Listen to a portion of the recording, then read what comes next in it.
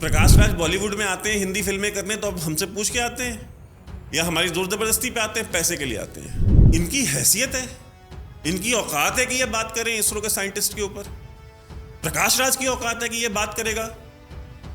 इसने अपनी जिंदगी में जो है साइकिल का पंचर नहीं बनाया होगा और रॉकेट बनाने वालों पे बात कर रहा है, ये उनको मॉक कर रहा है ये। लेकिन अगर रजनीकांत, योगी आदित्यनाथ एक पीठ के पीठाधीश्वर को अगर झुक करके वो प्रणाम कर लेते हैं तो उसके ऊपर इनको तकलीफ होती है।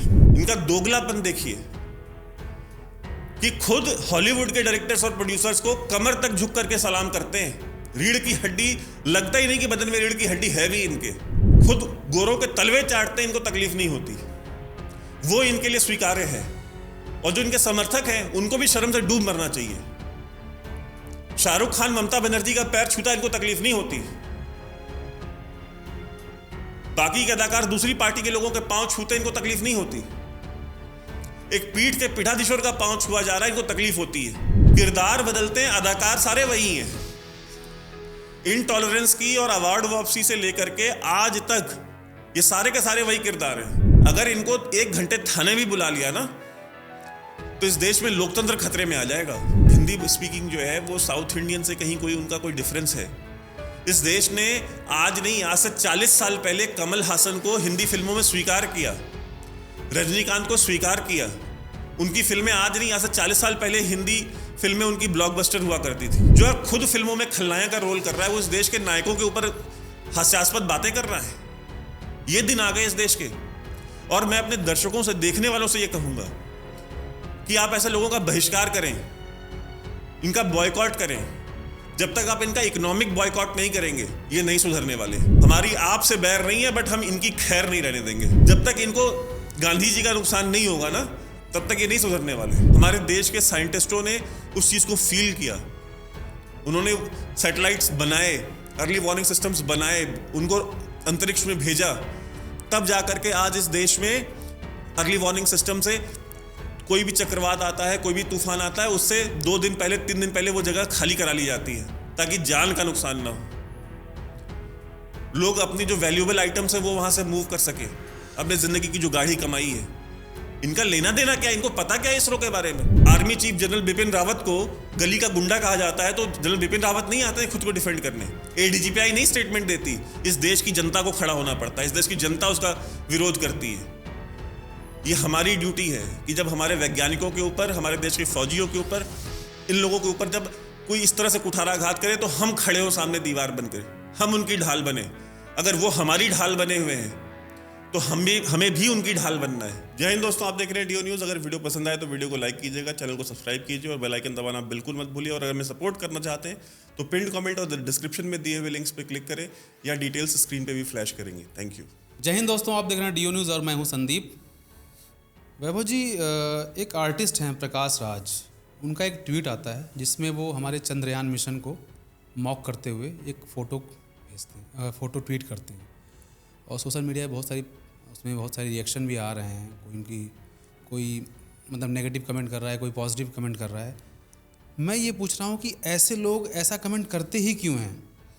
नहीं, मुझे ये जानना है कि इस पर पॉजिटिव कमेंट कौन कर रहा है। बिकॉज जो उसके लिए उनको गालियाँ दे रहा है वो तो ठीक कर रहा है। बिकॉज जो उन्होंने हरकत की है प्रकाश राज ने, वो गाली खाने वाली ही है। देखिए, इसमें 2-3 चीज़ें हैं। जो उसको डिफेंड कर रहे हैं उसमें एक वो डिफेंस में एक ये लॉजिक लगा रहे हैं कि नहीं ये तो हमारे यहाँ पे इस तरह से, ये मलयाली जो हमारे यहाँ होते हैं, इनके बारे में हमारे यहाँ साउथ में एक मजाक का कल्चर है। तो मलयाली का आप मजाक उड़ा सकते हैं। बेसिकली मैं उसकी पृष्ठभूमि बता दूँ, उसका बैकग्राउंड क्या है। तो उनका कहना ये है, जो आप जाहिर सी बात है कैमरे पे तो नहीं बोलेंगे, लेकिन ऑफ द रिकॉर्ड जा करके वो आपको बोलेंगे कि जी ऐसा इसलिए हो रहा है क्योंकि जो मलयाली लोग हैं ना, दुनिया में जहाँ भी जाते हैं वहाँ जाके चाय ही बेचते हैं। ठीक है, हाँ, ये कहते हैं कि भाई ये हमारे यहाँ पे एक ये मजाक का, हास्य का एक कल्चर है। तो यानी कि एक पूरी की पूरे समाज को, एक पूरी की पूरी जो एक राज्य के रहने वाले लोग हैं उनका मजाक उड़ा सकते हैं। सारे मिल करके उनका मजाक उड़ा सकते हैं। और यही प्रकाश राज है ना जो कुछ दिन पहले भी टी शर्ट पहन के घूम रहे थे कि हम साउथ इंडियंस को जो है ये हिंदी इम्पोज की जा रही है, हम साउथ इंडियंस जो है इस चीज़ को नहीं वो बर्दाश्त करेंगे, हम इसको इम्पोज नहीं होने देंगे। खुद वो बैठ करके मलयाली का, तेलुगु का, तमिल का, वो खुद सबका मजाक उड़ा सकते हैं, लेकिन हिंदी किसी को नहीं बोलने देंगे। हिंदी से उनको आपत्ति, जबकि हिंदी उनके ऊपर कोई नहीं थोक रहा, कोई नहीं कह रहा कि भाई आप हिंदी बोलो, या कोई नहीं कह रहा। प्रकाश राज बॉलीवुड में आते हैं हिंदी फिल्में करने, तो अब हमसे पूछ के आते हैं या हमारी जोर जबरदस्ती पे आते हैं? पैसे के लिए आते हैं, पैसा मिलता है ना, पैसे से बड़ा धर्म नहीं है इनका कोई। पैसा मिलता है तो आकर के वांटेड में भी काम करेंगे, रेडी में भी काम करेंगे, 25 और फिल्मों में काम करेंगे। इनको साल की 150 फिल्में मिले, हिंदी की 150 फिल्मों में काम करेंगे, क्योंकि उसके लिए पैसे मिल रहे हैं। तो जब हिंदी बोलने के पैसे मिलते हैं तो हिंदी बोल लेते हैं, जब उसका विरोध के नाम पे कुछ मिलेगा तो वो भी कर लेंगे। बाप बड़ा ना भैया, सबसे बड़ा रुपया। तो ये जितने भी ये एक्टर्स हैं, हमारे देश का ये दुर्भाग्य है कि हमारे यहाँ ये जो सो कॉल्ड शायर हैं, एक्टर्स हैं, इनको इंटेलेक्चुअल समझने की गलती की जाती है कि, और इनको इनकी फॉलोअरशिप ऐसी है कि ये जो कहते हैं लोग मान लेते हैं। इंटेलेक्चुअली इतने साउंड नहीं हैं ये सारे के सारे। इनको ये वो लोग हैं जो जब एर्दोगान के साथ बैठ करके फोटो खिंचा के आ जाते हैं, आमिर खान जैसे लोग, तो उनको पता चलता है कि यार इस देश में तो उसके ऊपर रिएक्शन आना था। एर्दोगान तो इस तरह का आदमी है, एर्दोगान तो मुस्लिम ब्रदरहुड का आदमी है, एर्दोगान तो इंडिया में डिस्टर्बेंस चाहता है। ये मिल के जब आ जाते हैं ना फोटो खिंचा के, तब इनको पता चलता है। और ये ऐसे लोग हैं जो कोई जनहित का भी कार्य होता है ना, जब सरकार कोई जनहित के लिए में कोई स्कीम लेके आती है, चाहे वो पोलियो की हो, चाहे स्वच्छता की हो, चाहे वो परिवार नियोजन की हो, यही वो एक्टर्स हैं जो उसके लिए भी स्क्रीन पे आने के लिए पैसा लेते हैं। फ्री में वो भी काम नहीं करते, ये सरकार से पैसे लेकर के ये स्क्रीन पे आते हैं, जनहित की बातें करते हैं। वो लोग हमको ज्ञान दे रहे हैं, ये इनकी मॉरल स्टैंडिंग है। ये जनता को बताते हैं कि आपके लिए क्या सही है, क्या गलत है। और ये इन्होंने जिस चंद्रयान को मॉक किया है, लाखों करोड़ों रुपए लेके तुम ऐड करते हो, और उस चंद्रयान को लॉन्च करने वाले जो साइंटिस्ट हैं, उसका जो डायरेक्टर है इसरो का, उसकी सैलरी 4.5 लाख रुपए महीने से ज्यादा की नहीं है। 4.5 लाख रुपए? 4.5 लाख से ऊपर उसके चेयरमैन की सैलरी नहीं है, उस संस्था का जो अध्यक्ष है। तो नीचे वाले जो साइंटिस्ट उनके और भी कम होंगे? उनकी और भी कम होगी। आप सोचिए, और उनके पास किस चीज का ऑप्शन नहीं है इसरो के साइंटिस्ट के पास। क्या वो स्पेस एक्स नहीं जा सकते? क्या वो नासा नहीं ज्वाइन कर सकते? आज भी हमारे यहाँ लोग बड़े गर्व से कहते हैं ना कि नासा में जो काम करने वाले साइंटिस्ट हैं उनमें आधे से ज़्यादा तो इंडियन है। ये हमारे लिए बड़े गर्व की बात है, बिल्कुल है। लेकिन उससे ज़्यादा गर्व की बात हमारे लिए, हमारे सर का ताज ये इसरो के साइंटिस्ट हैं, जो वो नासा और स्पेस एक्स को लात मार के यहाँ पे बैठे हुए हैं कि नहीं, अगर हमें स्पेस में अगर कुछ करना है तो हमें अपने देश के लिए करना है। हम 4.5 लाख रुपए, 3 लाख रुपए, 2.5 लाख रुपए लेकर के हम यहाँ अपने देश के लिए कुछ करेंगे। वो तस्वीर सबको याद होगी, जो रॉकेट के पार्ट्स जो है वो साइकिल के पीछे रख करके इसरो के साइंटिस्ट ले जा रहे थे, आज से जब 40-50 साल पहले, जब इसरो की शुरुआत हुई थी। वहां से सफर करते हुए ये यहाँ तक देश को लेके आए हैं कि आज दुनिया में ये बात होती है कि जो मार्स का मिशन अमेरिका, नासा और दुनिया भर के जो देश है, जो बिलियंस ऑफ डॉलर्स में जिन्होंने बनाया था, उसके 10वें हिस्से से भी कम हिस्से में जो है भारत ने, जो है इसरो ने वो चंद्रयान, मार्स का जो है मिशन हमने कंप्लीट किया। इवन जब हमने मंगलयान भेजा था तो इंटरस्टेलर की पिक्चर आई थी उस टाइम पे बॉलीवुड, उससे कम बजट में हमने मंगलयान भेज दिया था। तो आप सोचिए कि ये ऐसे जुनूनी, ऐसे देशभक्त लोग वहाँ काम करते हैं इसरो में। मतलब इनकी हैसियत है, इनकी औकात है कि ये बात करें इसरो के साइंटिस्ट के ऊपर। प्रकाश राज की औकात है कि ये बात करेगा। इसने अपनी जिंदगी में जो है साइकिल का पंचर नहीं बनाया होगा, और रॉकेट बनाने वालों पे बात कर रहा है, ये उनको मॉक कर रहा है। ये खुद को मॉक कर रहा है बेसिकली। मतलब खुद का तमाशा बनाने में इनको क्या आनंद मिलता है मुझे नहीं पता। इनको पता है, इनको, ये बहुत होशियार लोग हैं, इनको सब पता है कि अगर हम ये करेंगे तो इस पर पब्लिक रिएक्ट करेगी। देखिए, इस देश में कुछ संस्थाएं ऐसी है जिनके ऊपर, जिनका इस देश के लिए बलिदान, जिनका त्याग, जिनकी तपस्या, उसका आप कंपैरिजन किसी से नहीं कर सकते। तो उस पर बात करने से पहले ना कम से कम 100 बार सोचना चाहिए। भारत की सेना, इसरो, डीआरडीओ, ये वो संस्थाएं हैं इस देश की जिन्होंने अपना जीवन दिया है इस देश के निर्माण में। प्रकाश राज के साथ एक और समस्या है कि ये विलेन का रोल करते करते ये रियल लाइफ में भी ये वैसे ही बन गए हैं।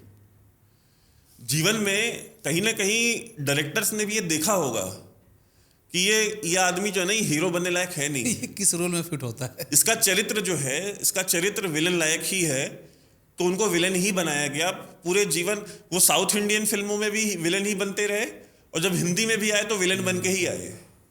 हीरो कभी इनको नहीं बनाया गया, क्योंकि ऐसा नहीं कि ये हीरो बनना नहीं चाहते होंगे, हीरो बनना चाहते होंगे। बॉलीवुड में जितने भी एक्टर या साउथ इंडियन हिंदी फिल्मों में तमिल और तेलुगु फिल्मों में जितने भी एक्टर्स जाते हैं, वो कहीं ना कहीं सबके अंदर एक हीरो बनने की टीस होती है। साउथ में भी हो चाहे हिंदी फिल्मों में हो, सभी को होता है कि नहीं हमें एक्टर बनना है।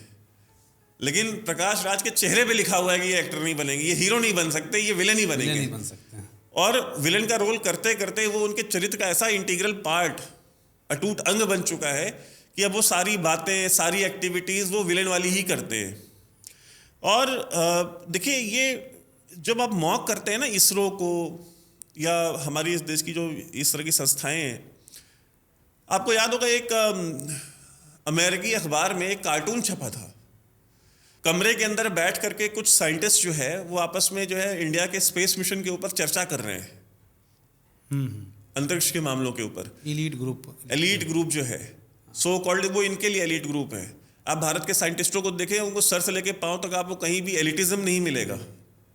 उतने सिंपल, साधारण, sober, down to earth, humble लोग। मैं उनमें से कुछ लोगों को जानता हूँ, मैं उनके साथ रह चुका हूँ, इसलिए आपको बता रहा हूँ। आप भी हमारे साथ जब गए थे तमिलनाडु, यस, तो आप भी मिले थे। सिंप्लिसिटी, तो आपको पता है वो कितने एलीट होते हैं। वो अपनी धरती से, अपने ज़मीन से, अपनी संस्कृति से, अपने धर्म से, हर चीज़ से बहुत जुड़े हुए लोग हैं और बहुत ही साधारण लोग हैं। उनके लिए पैसा, उनके लिए रुतबा मैटर ही नहीं करता है। और मैं आपको बताऊं, उनके पास एक रेनॉल्ड्स की पेन से ज़्यादा उनके पास उनकी जेब में भी कुछ नहीं होता। सही बात।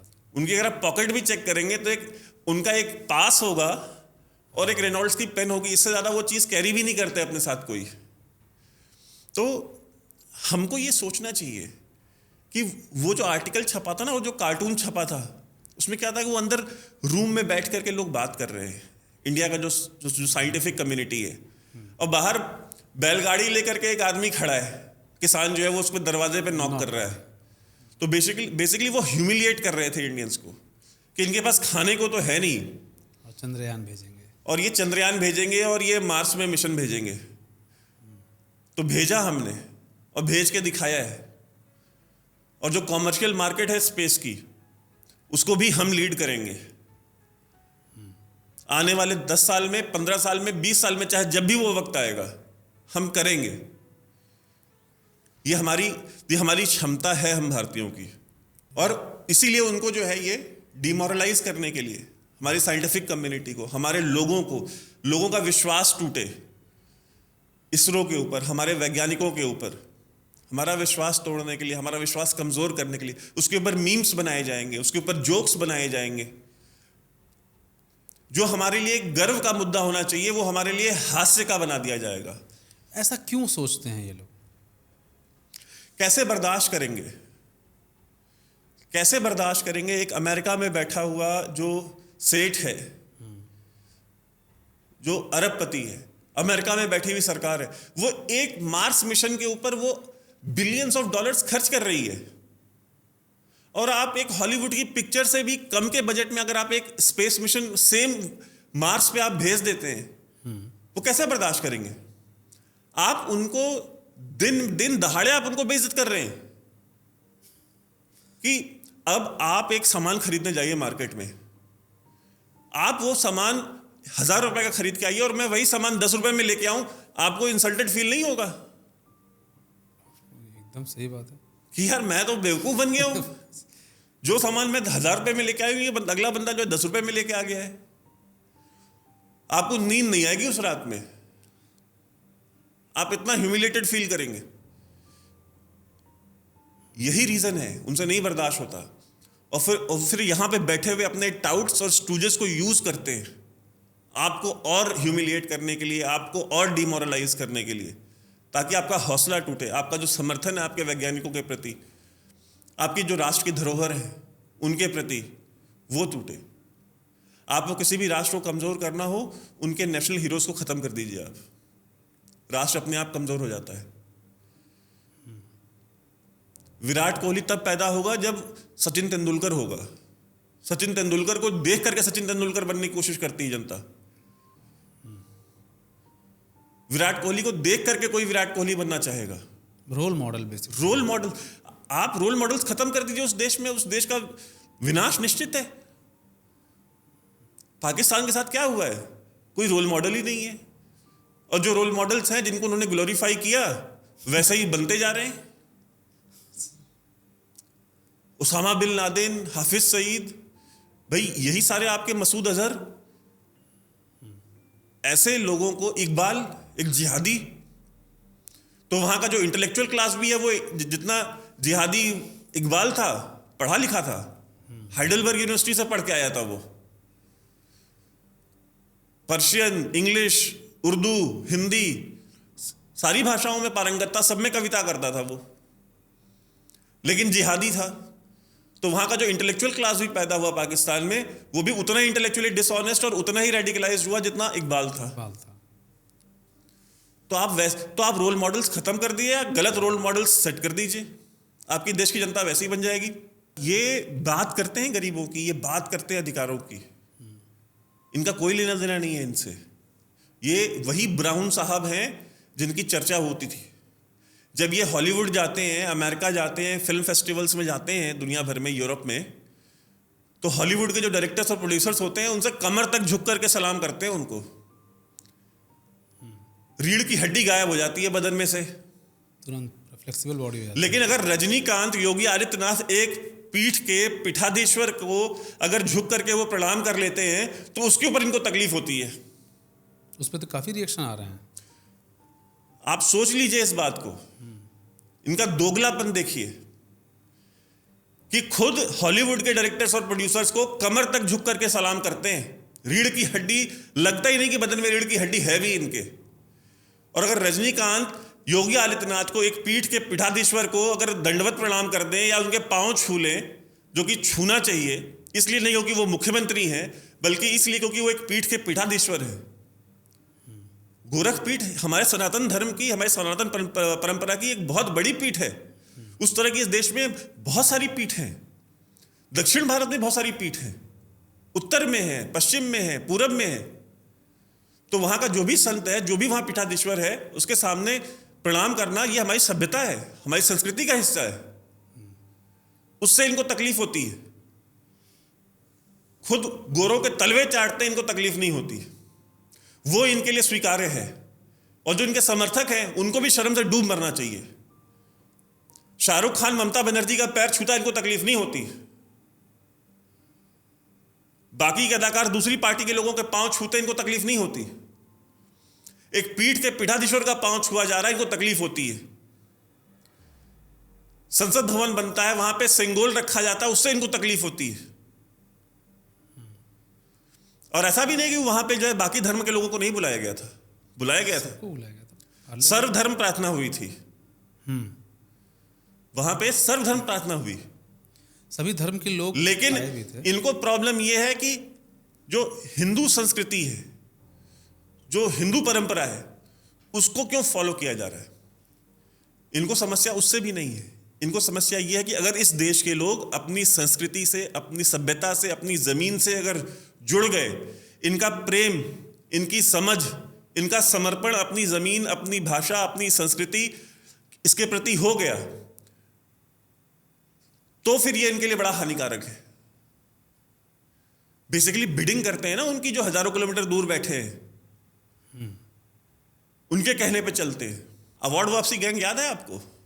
अरे जबरदस्त तरीके से। असहिष्णुता याद है आपको? इंटॉलरेंस डिबेट एकदम आपको याद? आप देखिए ये कितने बड़े, ये एक्टर बहुत अच्छे हैं, इनकी एक्टिंग में कहीं कोई कमी नहीं है। आप देखिए कि ये सारे के सारे कहते हैं ना कि किरदार बदलते हैं, अदाकार सारे वही हैं। इनटॉलरेंस की और अवार्ड वापसी से लेकर के आज तक ये सारे के सारे वही किरदार हैं। यही अवार्ड भी वापस करते हैं, इनटॉलरेंस भी इन्हीं को दिखाई देता है, प्रॉब्लम भी इन्हीं को होती है, इसरो को मॉक भी यही सारे करते हैं। ये सारे के सारे वही जमात है ना। अदाकार वही है, किरदार बदलते रहते हैं। कर्नाटक में अब असहिष्णुता नहीं है, कर्नाटक में रहते हैं ना ये श्रीमान जी जो है। अब वहां कांग्रेस गवर्नमेंट आ गई, तब वहां असहिष्णुता नहीं दिखाई देगी इनको। जब तक बीजेपी की गवर्नमेंट होगी तब तक इस देश में इंटॉलरेंस भी रहेगा, तब तक वहां पे हिंदी भी इंपोज की जा रही होगी, तब तक वहां 50 समस्याएं होंगी। लेकिन जैसे ही सरकार बदल जाएगी सारी प्रॉब्लम सॉल्व हो जाएंगी। छत्तीसगढ़ में, राजस्थान में, पश्चिम बंगाल में, कर्नाटक में, केरल में कहीं कोई असहिष्णुता नहीं है, कहीं कोई चोरी नहीं हो रही, कोई डकैती नहीं हो रही, कहीं दूध और शहद की नदियां बह रही हैं, सहिष्णुता की नदी बह रही है। उसमें आप जाइए, डुबकी लगाइए, सहिष्णु बन के निकलेंगे आप। मैं आपको एग्जांपल देता हूँ। आईएनसी के जो अभी प्रेसिडेंट हैं मल्लिकार्जुन खड़गे जी, उनके बेटे जो वहाँ पर प्रियंक खड़गे, उन्होंने अभी कुछ दिन पहले एक स्टेटमेंट दिया था। उन्होंने यूपी बिहार के लोगों को मॉक करते हुए कहा था कि हम तो मांगने नहीं जाते नौकरी, वो आते हैं हमारे यहाँ नौकरी मांगने। इस तरह की माइंडसेट भी तो है। देखिए, ये इस तरह का माइंडसेट है उनका, और इस तरह का माइंडसेट उनका ही नहीं है, इस तरह का माइंडसेट बहुत सारे लोगों का है इस देश में। वो ऐसे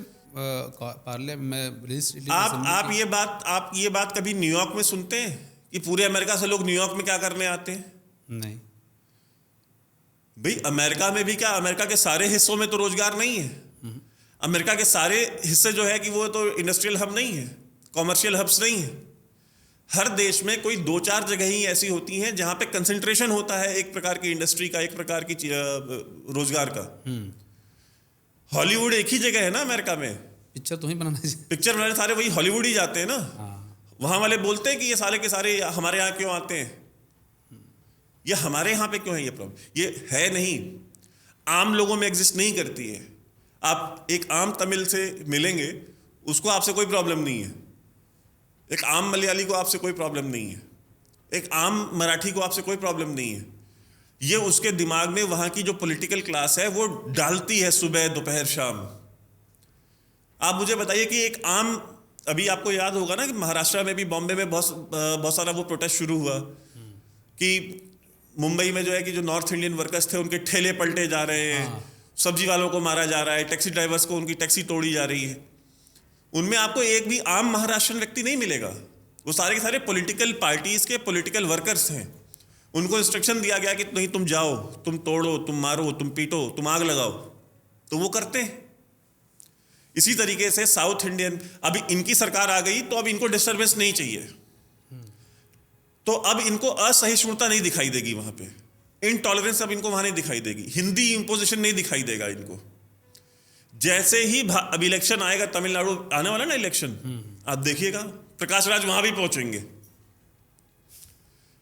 उसमें भी बताएंगे कि अगर भाजपा सरकार आई तो तमिल बंद हो जाएगी, अगर भाजपा सरकार आई तो यहाँ पे तो सब स्कूलों में जो है हिंदी का पाठ शुरू हो जाएगा, हिंदी, रामधारी सिंह दिनकर को स्टेट पोएट डिक्लेयर कर दिया जाएगा। मतलब इस तरह की चीजें फ्लोट की जाएंगी।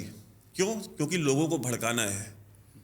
लोग अपनी, देखिए, धर्म से भी ज्यादा, जाति से भी ज्यादा जो प्रबल भाव होता है किसी भी व्यक्ति का, वो भाषा के प्रति होता है।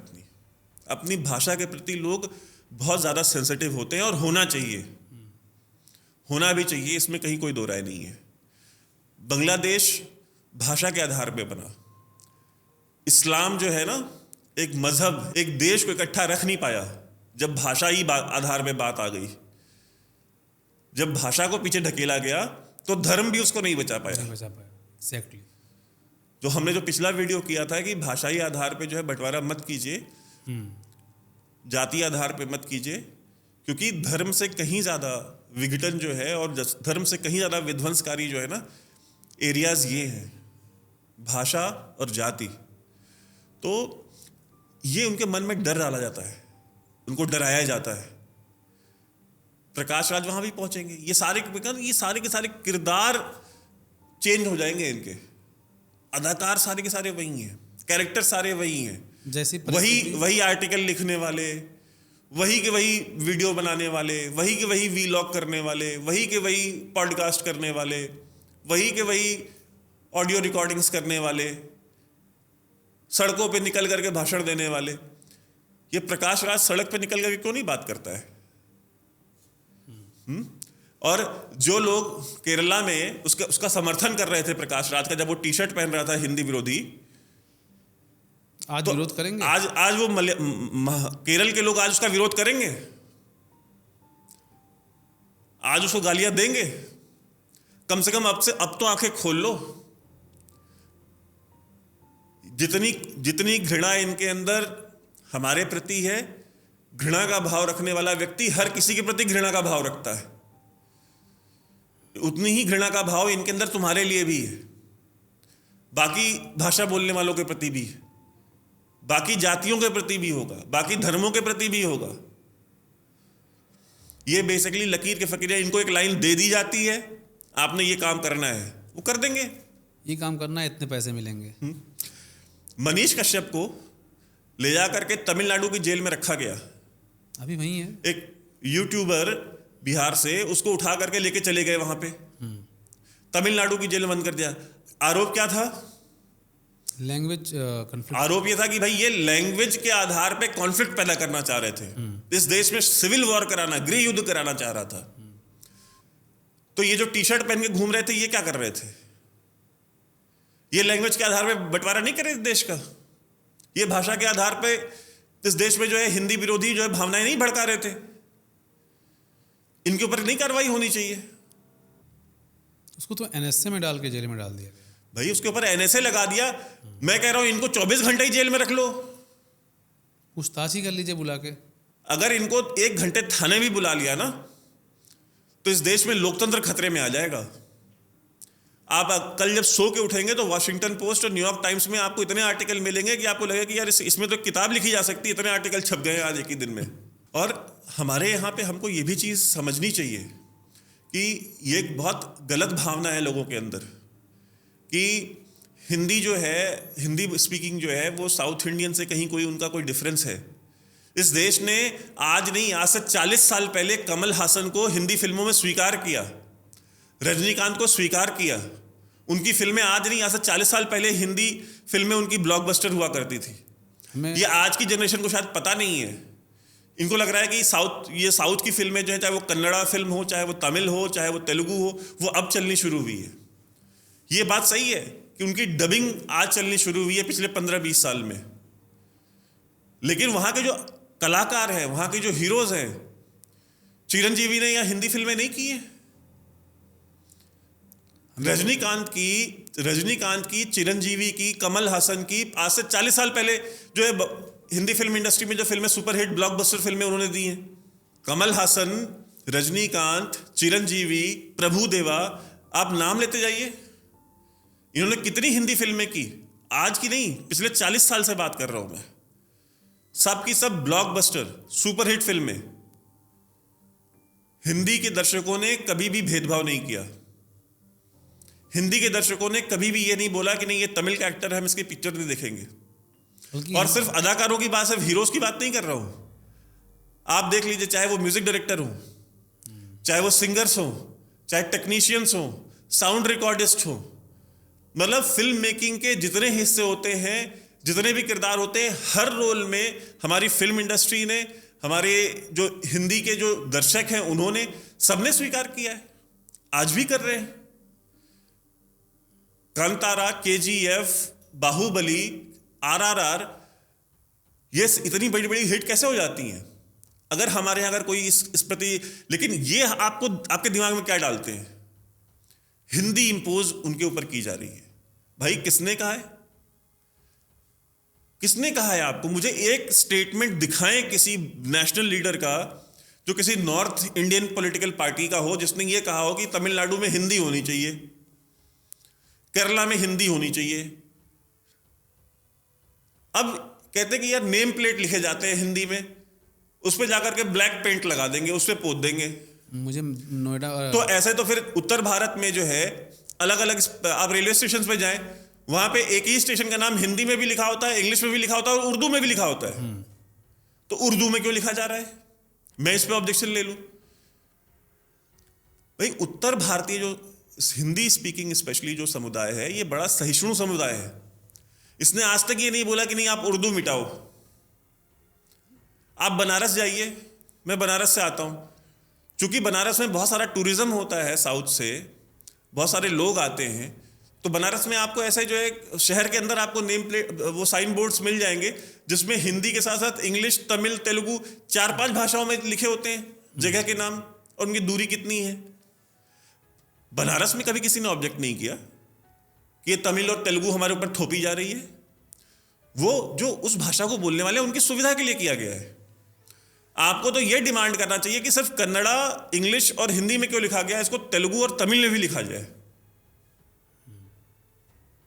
असहिष्णु आप हैं, असहिष्णु आप अपने लोगों को बनाना चाहते हैं। कन्नड़ा बोलने वाले, तमिल बोलने वाले, तेलुगु बोलने वाले, मलयाली बोलने वाले, इन लोगों को आप चाहते हैं कि ये भी उतने ही रेडिकलाइज बने, उतने ही इंटॉलरेंट बने जितने आप हो। लेकिन आपकी वो इच्छा पूरी नहीं हो पा रही है, क्योंकि आपके पॉलिटिकल वर्कर्स के अलावा वहां पे भी आपको कोई समर्थन देने को तैयार नहीं है। क्योंकि वो लोग खुद भी जब उत्तर भारत ट्रैवल करते हैं तो उनको दिखाई देता है कि उनके साथ यहां कोई ऐसा भेदभाव नहीं किया जा रहा है। उनको भाषाई आधार पे उनको नहीं यहां पे विक्टिमाइज किया जा रहा है।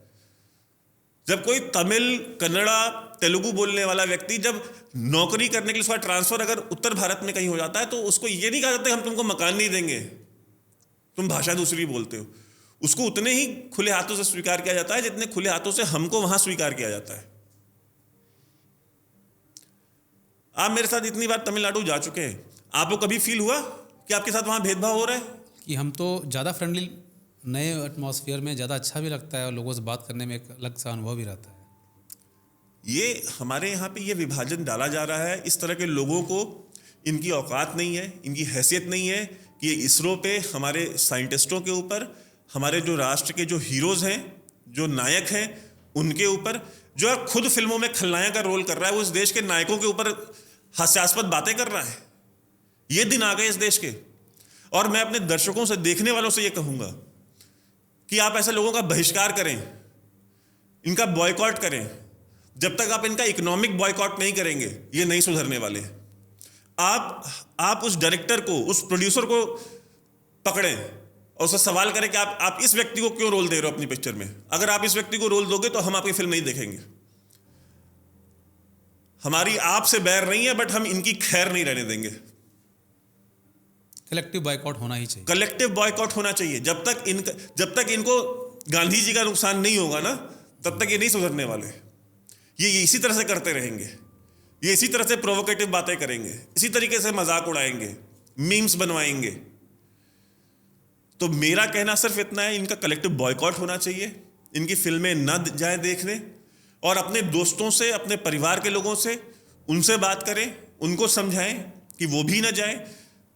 राष्ट्रीय स्तर पे आप मुझे बताइए, इसरो के जो रॉकेट्स जाते हैं, जो भी वो स्पेस रॉकेट्स भेजते हैं, उससे किसका फायदा होता है? उससे इस समाज के हर एक वर्ग का फायदा होता है। सबसे ज्यादा फायदा किसान का होता है, सबसे ज्यादा फायदा गरीब आदमी का होता है। जब वो सैटेलाइट आपको बताता है, वेदर फॉरकास्ट करता है कि इस साल बारिश कब होगी, कितनी होगी, सरकार फिर किसान को बताती है, अखबारों में छपवाती है, टीवी चैनल्स पे, न्यूज चैनल्स में आता है कि आप ये फसल इस समय लगाएं, इस साल बारिश इतनी होनी है। जब कोई साइक्लोन आना होता है तो आपको पहले पता चल जाता है। सुनामी आई थी इस देश में, सुनामी में कितना नुकसान हुआ, कितनी हजारों जानें गई, क्योंकि हमारे पास अर्ली वार्निंग सिस्टम हमारे पास नहीं था उस समय अर्ली वार्निंग सिस्टम। हमारे देश के साइंटिस्टों ने उस चीज को फील किया, उन्होंने सैटेलाइट्स बनाए, अर्ली वार्निंग सिस्टम्स बनाए, उनको अंतरिक्ष में भेजा, तब जाकर के आज इस देश में अर्ली वार्निंग सिस्टम से कोई भी चक्रवात आता है, कोई भी तूफान आता है, उससे 2 दिन पहले, 3 दिन पहले वो जगह खाली करा ली जाती है ताकि जान का नुकसान ना हो। लोग अपनी जो वैल्यूएबल आइटम्स है वो वहां से मूव कर सके, अपने जिंदगी की जो गाढ़ी कमाई है। इनका लेना देना क्या है? इनको पता क्या है इसरो के बारे में? इसरो इस देश के एक आम आखिरी छोर पे खड़े हुए व्यक्ति के लिए कितनी सेवा कर रही है, इनको क्या पता है? इनका कोई सरोकार नहीं ना उस व्यक्ति से। इनका सरोकार उस व्यक्ति से सिर्फ इतना है कि वो अपनी गाढ़ी कमाई का 25 रुपए, 50 रुपए एक सिंगल स्क्रीन थिएटर में जाए और इनकी फिल्म देख के आए, उस पर इनका कोई सरोकार नहीं है। वो जीता है जिए, वो मरता है मरे, इनका काम होना चाहिए। ऐसे लोगों का अगर बहिष्कार इस देश ने नहीं किया तो इस देश के साथ, इस राष्ट्र के साथ सबसे बड़ा अपराध करेंगे ये। हम इस देश के वासी होने के नाते भी हमारी कुछ जिम्मेदारियां हैं। ऐसे लोगों का अगर बहिष्कार नहीं करते और अपने हीरोज को हम, अब इसरो तो नहीं आएगी इसके ऊपर स्टेटमेंट देने, इसरो का डायरेक्टर तो नहीं आएगा इसके ऊपर स्टेटमेंट देने, उनको हमें डिफेंड करना है। फौज तो नहीं जाती है, जब army chief general Bipin Rawat को गली का गुंडा कहा जाता है तो जनरल बिपिन रावत नहीं आते हैं खुद को डिफेंड करने, एडीजीपी नहीं स्टेटमेंट देती, इस देश की जनता को खड़ा होना पड़ता है, इस देश की जनता उसका विरोध करती है। ये हमारी ड्यूटी है कि जब हमारे वैज्ञानिकों के ऊपर, हमारे देश के फौजियों के ऊपर, इन लोगों के ऊपर जब कोई इस तरह से कुठाराघात करे तो हम खड़े हो सामने दीवार बनकर, हम उनकी ढाल बने। अगर वो हमारी ढाल बने हुए हैं तो हमें भी उनकी ढाल बनना है।